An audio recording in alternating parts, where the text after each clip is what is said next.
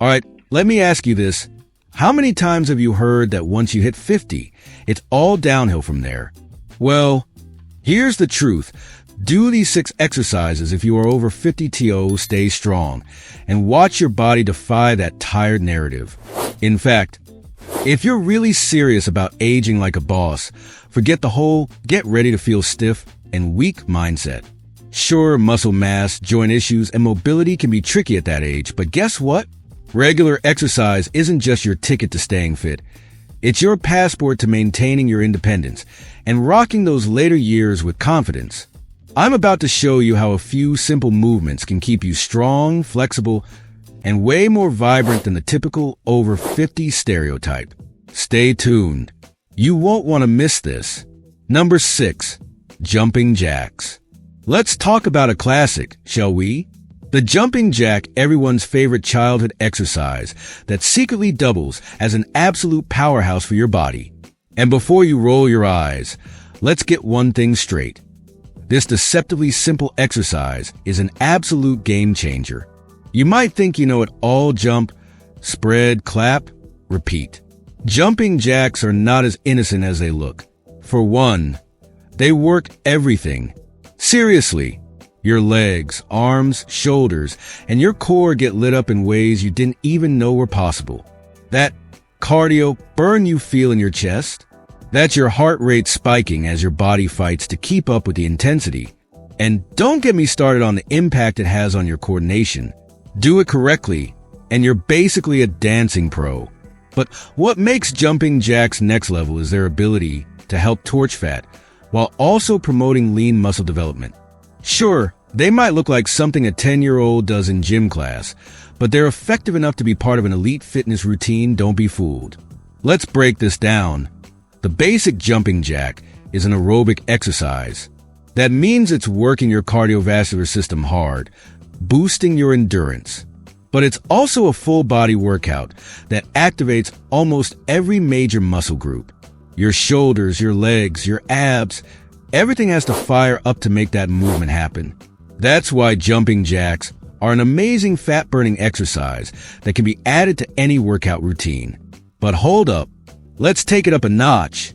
If you're one of those people who whines about impact and how your knees hurt, I've got good news for you. You can do a variation of the jumping jack that's lower impact with a simple step-out motion instead of the explosive jump. Don't believe me? Try it. You'll still feel the burn, but without causing yourself unnecessary damage to your joints. And let's not forget about mobility. Every time you jump, you're improving your hip flexibility and building up your ankle strength. All those little stabilizing muscles in your lower body. Yeah, they're getting an awesome workout too. The bonus here is that jumping jacks don't just work in isolation. They're a killer addition to your warm-up. They add flavor to a HIIT routine, and they can be included in cool downs to keep that heart rate going. The real kicker? This exercise takes almost zero setup. You don't need equipment. You don't need a fancy gym membership, and you don't need an hour of your time. The beauty of jumping jacks is that you can do them anywhere, whether you're on vacation on a lunch break or just waking up before work. 5 minutes? That's all you need to get the blood pumping. If you're serious about staying strong as you get older, here's where you'll really feel the difference. The thing is, aging isn't kind to our joints, muscles, or hearts. But guess what? Jumping jacks give you a solid full body workout without putting too much strain on your body. No expensive gym equipment required. Forget the weight machines that cost a fortune to use. Jumping jacks build cardiovascular endurance, muscle tone, and help stabilize those joints all at once. Now, let's drop the cliche, "Oh, I'm too old for this." Listen, if you're over 50 and you're telling me you're too old for jumping jacks, you've just given up before you even started. Number 5, push-ups. You might think they're basic, maybe even boring. And I get it. It's just you, your body, and the floor. Simple, right? Wrong. Push-ups are like that quiet kid in the class who actually ends up owning the entire room. They don't need bells and whistles. They don't need fancy equipment. Yet, they're one of the most powerful exercises on the planet, and they're the epitome of the saying, less is more. Push-ups are stupid effective for targeting your chest, shoulders, and triceps. But that's just scratching the surface. Push-ups engage your core like nobody's business. You're basically doing a full-body workout without even realizing it. Your abs, glutes, and even your quads are working overtime to keep your body stable as you push up and down. That's right. A basic push-up requires the activation of almost every muscle group you've got, making it one of the best full-body exercises you can do. Who knew, right? Before you get too comfortable thinking you've mastered the art of push-ups, let me hit you with some truth. You're probably doing them wrong. Yeah, I said it. You think you've got perfect form because you can bang out 20 push-ups in a row? Guess what? You're not even activating the right muscles. I'm going to give you a couple of pointers to take your push-ups from meb to wow in no time. First off, let's talk about hand placement. You don't just throw your hands out like some random zombie in a bad B movie. Your hands should be slightly wider than shoulder width apart, with your fingers spread wide for better stability. You also want to ensure your elbows are at a 45-degree angle when you lower yourself down. This activates the chest muscles more effectively. If your elbows flare out like a chicken wing, you're doing yourself a disservice. Trust me, your pecs will thank you. Next, let's get into the core. Oh, the core. Most people don't realize it, but when you're doing push-ups, your abs are engaged the entire time. Your body needs to stay straight from head to toe, with no sagging in the lower back. It's easy to let your hips drop, but that's an invitation for back pain and a missed opportunity to build that rock-hard core. Keep your body straight as a board. If you feel your back sinking, you've gone too far. Speaking of hips, glute activation is also key. Why? Because your glutes play a huge role in stabilizing your body. So, tighten those glutes while you push up and down. I know, it sounds like a weird combination of exercises, but the power of a good push-up comes from the little details. Engage your glutes, activate your core, and you'll notice a huge difference. Let's talk about the most important part, range of motion. If you're not lowering yourself all the way down to the floor, you're selling yourself short. You're not working the full muscle range. So don't be a half-repper. Drop your chest all the way down and then press yourself back up to full extension. The deeper the push-up, the more muscle fibers you engage and the greater the challenge. Think about it. If you're not breaking parallel, you're not giving your chest the full workout it deserves. Number 4, squats. Basic exercise that has been around for centuries, yet is still one of the most effective ways to keep your body in top shape, the squat. Yeah, I know. You've heard of it. Maybe you've even done a few. But let me tell you right now, squats are one of the most underrated exercises for overall body strength, especially as we get older. Most people do them wrong. Shocker, right? Stick with me, and I'll make sure you're squatting the right way and reaping the benefits in the process. First, let's break it down for you. The squat isn't just a leg exercise. It's a full body movement that hits your glutes, quads, hamstrings, and even engages your core. Think of squats as a workout in disguise. They target multiple muscle groups simultaneously. But they're not just about building muscle. They also improve mobility and balance. Want to keep your body functional as you age? Start squatting. It's like a simple cheat code to keep your legs and joints in working order, so you can do basic activities without feeling like you've been hit by a truck the next day. But let's be clear, you're not here for some weak-ass squats, right? I'm talking about proper form. If you're just going through the motions without any attention to detail, you're wasting your time. Not only are you not getting the full benefit, but you're also opening yourself up to injury. The most common mistake people make is rounding their back. Seriously, it's like watching someone try to lift a fridge while bending in half. Stop that. A straight back is your number one priority. When you squat, you want to make sure your knees are in line with your toes. And I'm not talking about them wobbling all over the place, like they're auditioning for a bad dance video. Keep them in a neutral position. Knees over toes. That's the rule. And no, your knees should not be caving inward. I don't care if you can squat with 500 pounds on your back. You're doing it wrong if your knees are going inward. And don't even get me started on depth. You don't get bragging rights for doing half squats. You need to drop your hips low enough so that your thighs are at least parallel to the ground. Go deeper if you can. If you can squat all the way to the floor without your back curving like a question mark, then congratulations, my friend. You've unlocked a whole new level of squat mastery.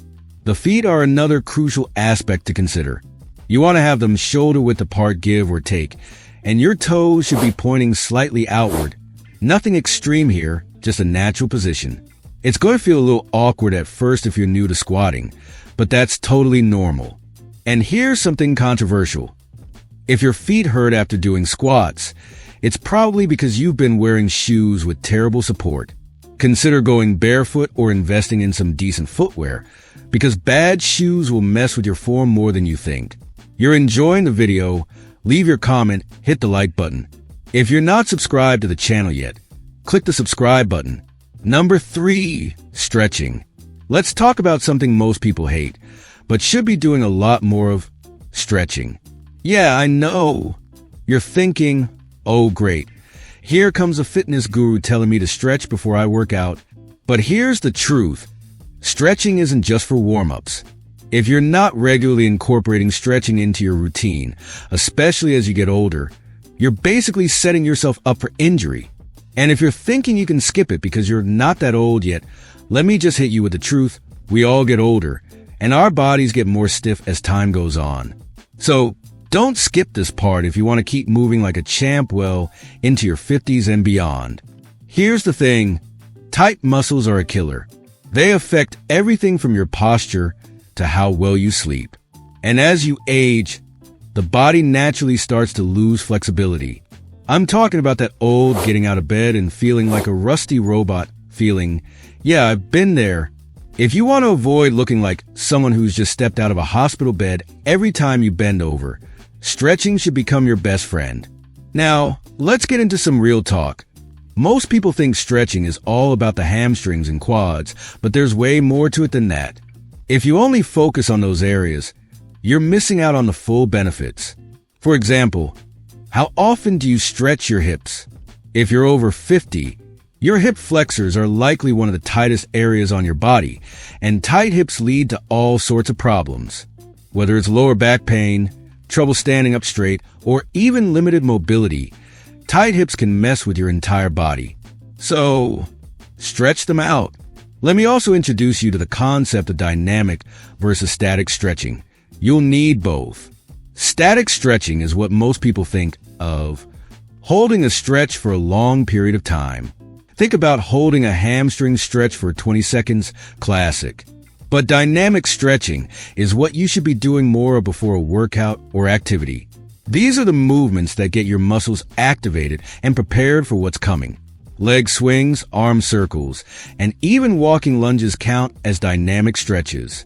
It gets your body ready for action. And let me tell you, if you're skipping this step, you're probably going to feel stiff or even pull something during your workout. Here's a little gem of wisdom for you. Never stretch a cold muscle. Seriously, if you think you're doing your body a favor by trying to stretch your hamstrings after sitting at a desk for hours, you're not. If you stretch a cold muscle, you're more likely to injure it.